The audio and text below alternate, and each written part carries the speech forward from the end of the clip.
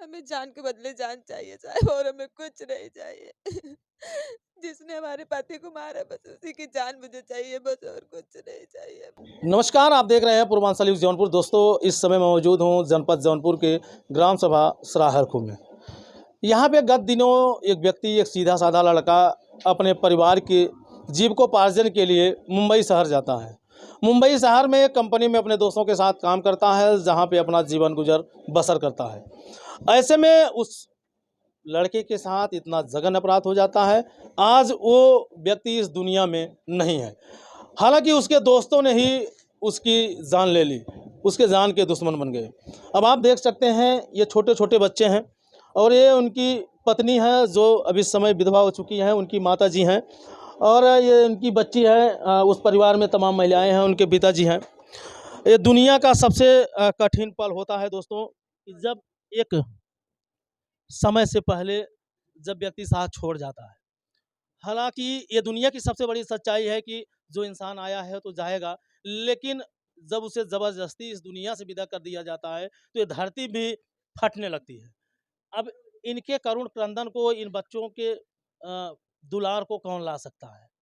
कोई है इस धरती पे कि जो इन बच्चों के प्यार को वापस लाएगा? नहीं लाएगा। हालांकि अब आप रोइए नहीं, अब तो ईश्वर ने जो आपके साथ रचना रच दी है, अब उसको तो कोई वापस कर नहीं सकता है। अ, आपसे कब बात हुई थी अनिल से? 3 बजे हुई थी बस, सिर्फ 2 मिनट के लिए। 3 बजे रात में कि दिन नहीं, में? दिन में। दिन में।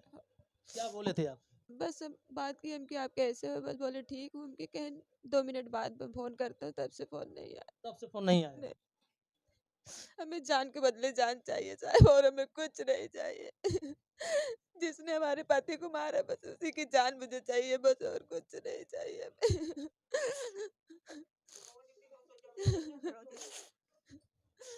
जैसे यहाँ से जब अनिल गए थे, तो कभी कोई बातें आपसे शेयर किए थे, नहीं, कुछ बताए थे? हमसे कुछ नहीं बताते थे।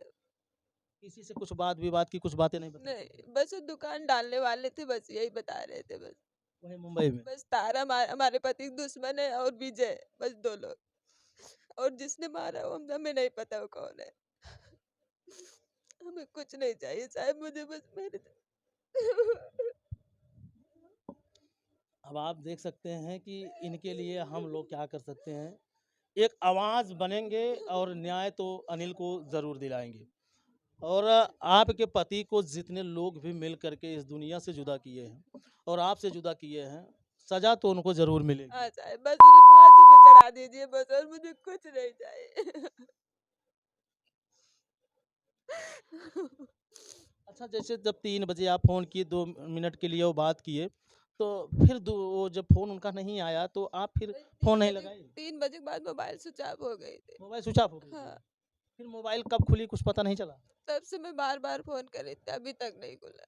अभी तक नहीं खुला। नहीं, ये घटना कितने बजे की है?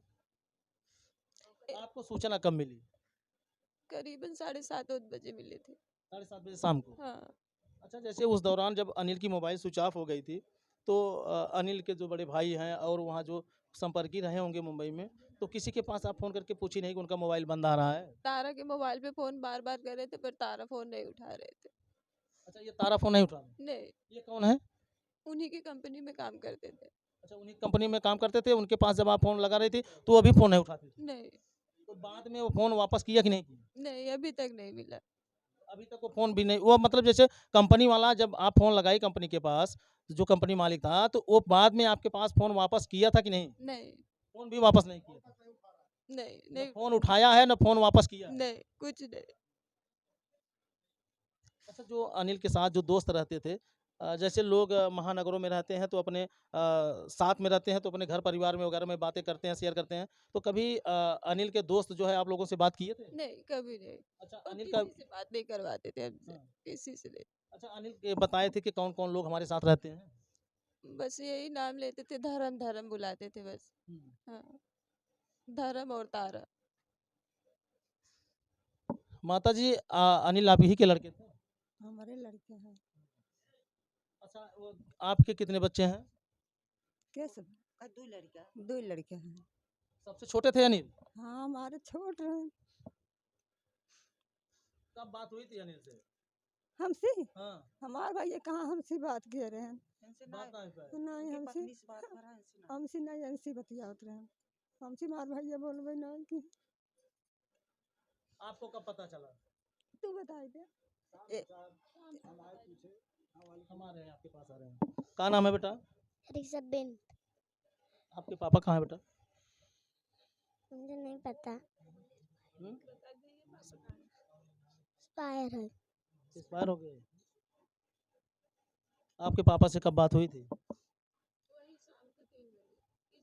उन्हीं के लड़का है क्या नाम है बेटा गोलू गोलू आपके पापा से बातचीत हुई थी बात नहीं हुई थी ना ये उनकी लड़की है क्या नाम है बेटिया हिमांशी आपके पापा से कब बातचीत हुई थी बेटा 3 बजे 3 बजे क्या बोले थे हालचाल पूछ के बंद फोन रख दिए थे कुछ कहे नहीं थे ये नहीं बोले कि हाँ होली पे आएंगे कि नहीं आएंगे नहीं वो नहीं आपके पापा कहाँ हैं एक्सपायर हो गए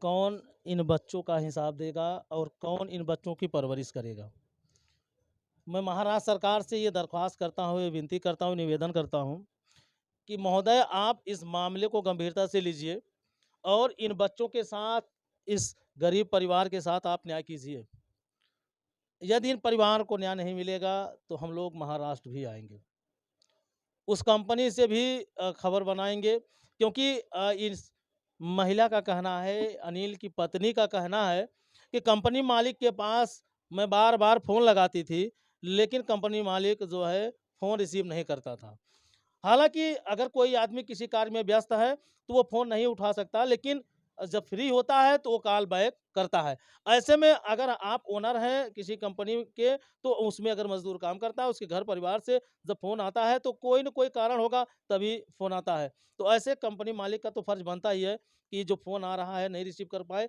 इसको हम कॉल बैक करके पता ही कर लेते अगर यही कॉल बैक इनके पास वापस किया गया होता अनिल से बात कराई गई होती तो शायद आज अनिल जीवित होता तो अच्छा ये जो है जो जिस कंपनी में काम करते थे वो आदमी कैसा था उसके विषय में जानकारी है आपको नहीं हमें नहीं यही तो हमारे गांव का ही है पर पता नहीं मुझे हाँ। नहीं पता तो अनिल ये कभी ये नहीं बताए थे कि ये आदमी कैसा है कैसा नहीं है नहीं अनिल का यहाँ पार्थिव शरीर आया था तो उस घर के व्यक्ति के लोग यहाँ आए थे नहीं मुझे नहीं पता तो ऐसे में अनिल के पिताजी भी हैं आप आइए थोड़ा सा आगे आइए इनसे भी हम जानकारी लेते हैं अनिल आपका किस कैटेगरी लड़के थे मतलब दूसरे नंबर के थे कि पहले नंबर के थे दूसरे नंबर के थे साहब अच्छा अनिल जब मुंबई गए थे तो आपसे कुछ बातें बताए थे कुछ नहीं बताते कहते हैं पिताजी घर मैं जा रहा हूँ बॉम्बे हम्म, अक्सर बताते नहीं सुबह में जब बैग उठाते थे तब कहते हैं हम जा रहे हैं बम्बई तो पीछे पीछे मैं जाता था बस बैठा देता था हम्म,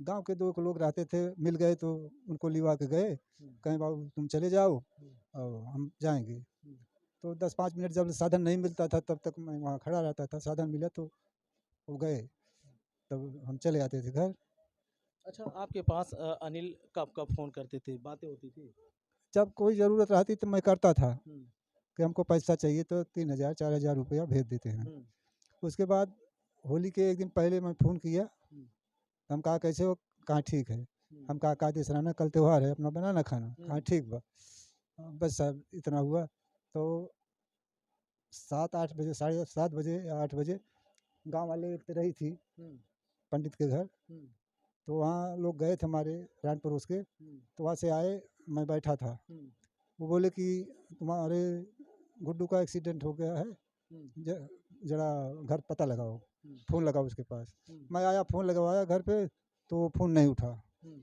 थोड़ी देर घंटी जा रही थी घंटी नहीं जा रही थी अच्छा फ़ोन बंद था मोबाइल स्विच ऑफ था जी मोबाइल स्विच ऑफ था तो थोड़ी देर बाद में हमारा एक भतीजा है वो ताराचंद का नंबर दिया कार्ड हमको हम्म, तो उसमें फ़ोन लगाया ताराचंद उठाए हम्म, बोले हाँ भैया गुड्डू ख़त्म हो गए हम्म। तो अभी मैं पुलिस के सामने बातचीत चल रही है अच्छा मैं ये नहीं अंदर हूँ। बताए कि कैसे वो खत्म हो गए नहीं इतना बोलने को उनको समय नहीं था ये बोले कि पुलिस हमारे पास है हम्म, मैं पुलिस से बात कर रहा हूँ हम्म। हाँ जब दुकान डालने वाला रहने तबे से उनके साथ दुश्मनी भई है कौन दुश्मनी कर रहा था बस वही सोच रहे थे तारा की दुकान डालेगा तो हमारी दुकान चलेगी नहीं, इसीलिए तभी से दुश्मनी हुई है। यानी रंजित थी। हाँ। तो उसके बाद क्या बोले? बोले कि अभी पुलिस से बातचीत हो रही है, हम्म। बस इतना करके बंद हो गई साहब। अच्छा, तारा जो व्यक्ति है आप बता रहे हैं, तो ये बॉडी के साथ आया था क्या? नहीं साहब, अब बॉडी ले आने का खर्चा कौन दिया था? ये हम नहीं बता सकते साहब। बॉडी यहाँ कैसे आई? हमारा लड़का गया था, अच्छा। वो जो था वो अपना पैसा दिया कि वो लोग दिए, लेके आया। वो तो दुबई था, मैं फ़ोन किया उसके पास, तो बोले कि हम कहा कि ऐसा ऐसा हो गया, सीरियस है, तुम आ सकते हो तो बोलो, नहीं आ सकते तो वो बोला कि हाँ भाई रह जाओ, ज़रा पूछ के बताता हूँ कि हमको क्या होता है। तो बोले हाँ टिकट मिल गया है, हम आएंगे। तो बाद में डिक्लेयर किए कि 12 बजे का टिकट है, 4 बजे हम बॉम्बे पहुंच जाएंगे। तो वहाँ से बॉम्बे कभी वो गया नहीं था हमारा बड़ा लड़का, तो वहाँ मैं गांव वाले के एक मुन्ना, एक पप्पू करके गुप्ता है, हम कहा उसको ले लेना एयरपोर्ट पे, हम भेज देंगे, उसके साथ तुम चले आना। तो वहीं गया एयरपोर्ट, वो जहाज आई, एयरपोर्ट से उतरा तो वो लोग मिले, वो लोग अपने साथ लेकर आए।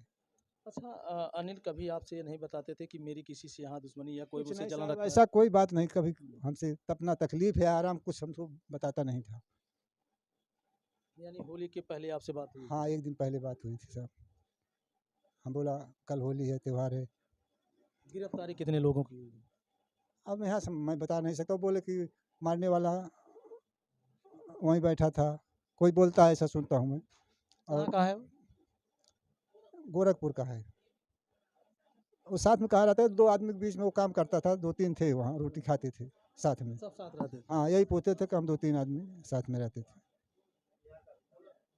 बिहार का है कि कहाँ का है, ये हमको अच्छी तरह जानकारी नहीं है। इतना हमारा लड़का नहीं खोल के बताता था कि हम किसके साथ रहते हैं। वो कहा बनाने खाने में कोई तकलीफ मत करना। तो दोस्तों अभी देखा कि अब आज के दुनिया में विश्वास किसके ऊपर किया जाए। हालांकि जिस कंपनी में काम कर रहे थे, अब उस कंपनी को भी जांच के दायरे में लाना चाहिए। जैसे इनके पत्नी का बयान है, इनकी पत्नी का कहना है कि कंपनी मालिक के पास हमने बार बार फ़ोन किया, लेकिन उन्होंने फ़ोन रिसीव नहीं किया और उन्होंने कॉल बैक भी नहीं किया। लास्ट में इनके पिता के द्वारा जब फ़ोन किया गया तो ये बताया जा रहा है कि अनिल अब इस दुनिया में नहीं है।